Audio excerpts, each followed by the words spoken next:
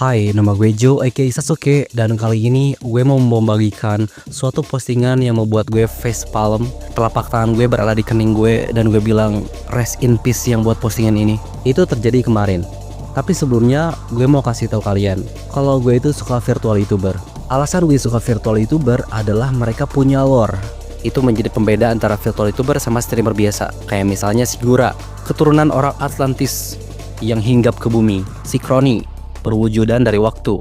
Si Kobo, Rain Shaman atau pawang hujan. Dan bukan cuma VTuber dari agensi gede kayak Hololive yang punya lore. VTuber indie juga punya. Kayak misalnya VTuber terbaru si Arjuna Alkana, dan itu adalah ex atau mantan secret agent yang berubah jadi content creator. Dan dari sana aku perkenalkan kalian kepada seorang virtual YouTuber bernama Jeff Otosaka. Dia mempunyai lore yang lumayan unik, dimana semua VTuber yang lain punya lore yang sangat wow, yang sangat otherworldly gitu. Tapi dia itu sangat simple. Seorang mahasiswa level akhir yang memilih menjadi VTuber untuk membuktikan bahwa sebuah anime itu nyata. Oke, Joe, terus masalahnya di mana? Masalahnya ada di tanda kutip mahasiswa. Dan seperti yang kita tahu sekarang kondisi Indonesia atau politik Indonesia sedang tidak baik-baik saja. Jauh dari kata baik-baik saja. Sekarang banyak mahasiswa yang demo mengenai revisi undang-undang mengenai kewenangan TNI. Hal ini rame banget. Di TV rame, apalagi di Twitter itu super chaos. Banyak banget orang yang menolak revisi ini karena Indonesia bakal kayak zaman dulu lagi, zaman Soeharto. Which is very fucking bad. Karena dia lore-nya adalah seorang mahasiswa, dia banyak ditanya, bro lu mahasiswa lu demo gak? Semacam kayak gitu lah. Dan mungkin gara-gara banyak pertanyaan itu, si Jeff tantrum. Dia kesel ditanya kayak gitu. Dan gara-gara dia kesel, dia mengetik sebuah tweet yang sangat tweet yang sangat one of a kind lah. Kalian baca sendiri. Ini tweetnya. Jeff, kan backstorymu itu mahasiswa ya? Gak ikutan demo atau speak up masalah yang lagi panas kah? Stop menanyakan hal yang seperti itu guys. Aku mahasiswa, tapi mahasiswa yang tidak terlalu aktif dalam hal seperti itu. Aku adalah orang yang netral dan aku tidak suka politik. Duar, jedor. Jeff tidak sadar kalau cuitan itu bisa bermasalah besar terhadap karir VTubernya. Gue lihat cuitan itu tanpa melihat komen seksinya udah tahu komennya bakal kayak gimana. Dan ya, firasat gue bener. Kalau dilihat komentarnya bukan cuma orang-orang yang biasa, tapi tokoh-tokoh anjing tokoh. Maksud gue kayak VTuber yang lain pun ikut berkomentar. Kayak si Arjuna Arkana, kalau kepala lo ditodong senjata di jalan masih netral gak? Terus si Miti, ini sarkas kan? Atau beneran? I don't know, di situasi kayak gini ngomong seperti ini menurutku kayak nyiram bensin di lautan api sih. Nobody ask for this kind of opinion and enjoy your own bubbles then. Ya bisa kita bayangin komentar yang lain dari komentar dua VTuber tersebut. Si Jeff dianjing-anjingin, ditolol-tololin, disebut tone deaf, disebut apatis, anything gara-gara cuitan itu. Ada satu quote di session komentar itu yang gue sangat setuju. Komentarnya ini, if you are neutral in situation of injustice, you have chosen the side of oppressor. Ini quote dari Desmond Tutu. Bahasa Indonesia itu ketika lo netral di suatu situasi yang tidak adil, artinya lo mihak ke, in this case, ke pemerintah. Sebenarnya ada dua hal atau dua kata, dua pernyataan di dalam cuitan ini yang membuat orang marah dan kesal, yaitu dia bilang dia netral, tapi selanjutnya dia bilang aku tidak suka politik. Quote on quote aku tidak suka politik itu adalah pernyataan bodoh lo tulis ke publik di situasi kayak gini. Paling bagus itu dia gak ngomong apa-apa. Kalau memang dia memang tidak peduli dengan politik, ya udah jangan ngomong apapun karena bakal serba salah. Ditambah pernyataan aku tidak suka politik itu bukan cuma nge-trigger orang-orang yang lagi demo, tapi nge-trigger semuanya, men-trigger kedua belah pihak karena jatuhnya jadi apatis. Ditambah dia itu adalah seorang public figure yang punya audiens, dan gue yakin audiensnya dan dilihat dari kontennya audiensnya gak dewasa amat lah, masih pada bocil. Jadi kalau konten kreatornya bilang A, audiensnya pada ngikut-ngikut aja. Itu salah satu faktor orang-orang pada kesal dan concern sebenarnya.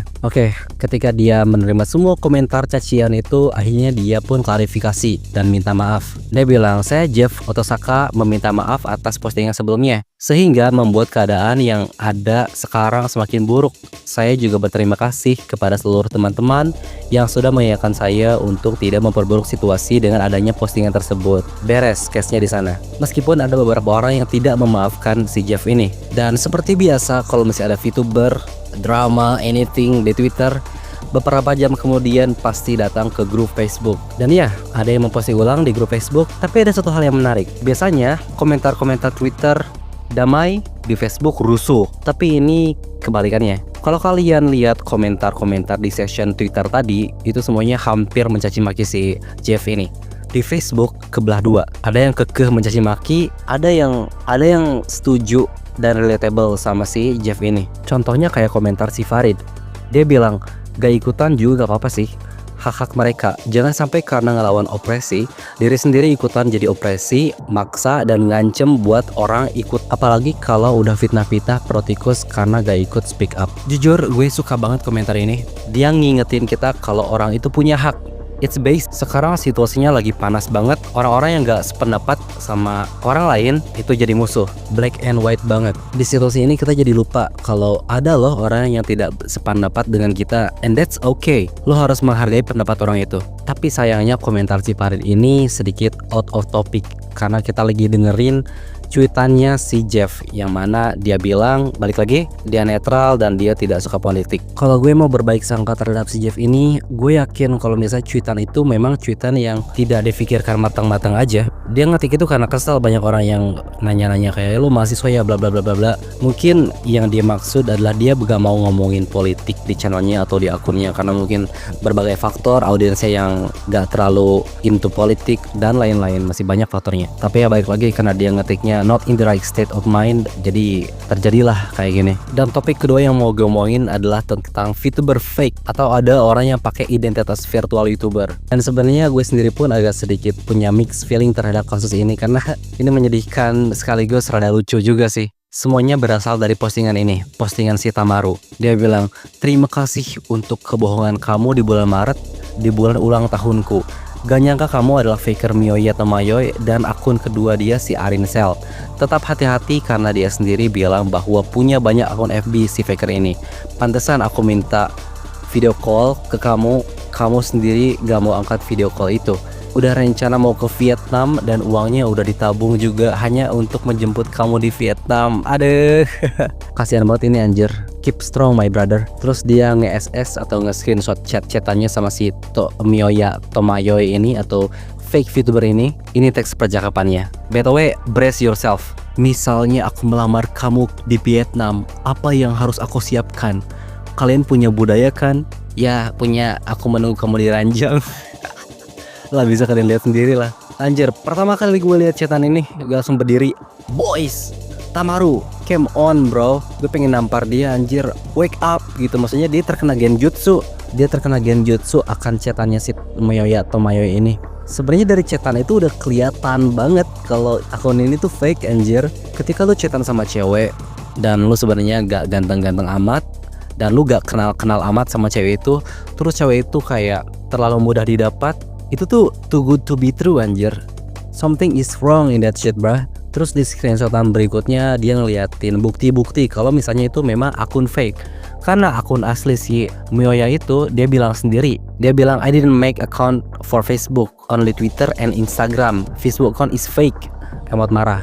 Terus dia bikin pengumuman juga di Twitter kalau I didn't make Facebook account bla bla bla. Ini fotonya, mana dia akunnya pakai link donasi lagi. Aduh anjir, kasihan banget yang ngedonate ke si akun fake itu.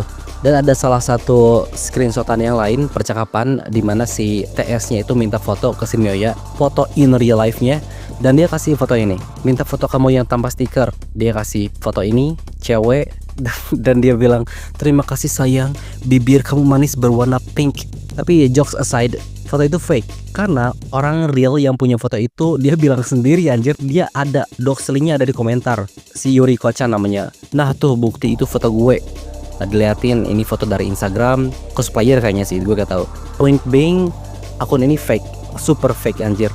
Dan bukan cuma fake biasa, ini tuh kayak udah ketahuan banget fake-nya. Kalau kalian scroll ke profile Facebooknya, kalian bisa lihat beberapa foto, bukan beberapa foto sih, ini hampir semuanya foto nyolong di Google. Kalau kalian download foto-foto si akun fake itu, terus kalian pakai Google Lens, kalian bisa tahu itu fotonya berasal dari mana. Ini ada beberapa contoh yang diambil di Google Lens, kalian bisa lihat sendiri. Terus ini ada postingan si Yuriko-chan yang crash out gara-gara fotonya dipakai sama faker ini. Yang maksud gue pasti marah lah. Gue mau balik lagi ke si Tamaru. Tamaru, how the fuck you fall into the most obvious trap in the world? Karena gue suka lupa kalau misalnya si Tamaru itu korban di case ini. Tapi Kalau kalian lihat komentar-komentar di postingan si Tamaru, orangnya pun sama. Kayak kenapa sih lu bisa terjebak anjing, maksudnya ini tuh sungguh sangat obvious. Dan akhirnya setelah ketahuan si akun fake itu gak pernah posting lagi sampai sekarang, which is good. Jadi ya guys, intinya please kalau misalnya ada cewek yang tiba-tiba agresif, tiba-tiba too good to be true, kalian lihat dulu history postingannya dan lain-lain. Jangan terlalu naif. Itu aja sih guys, bye.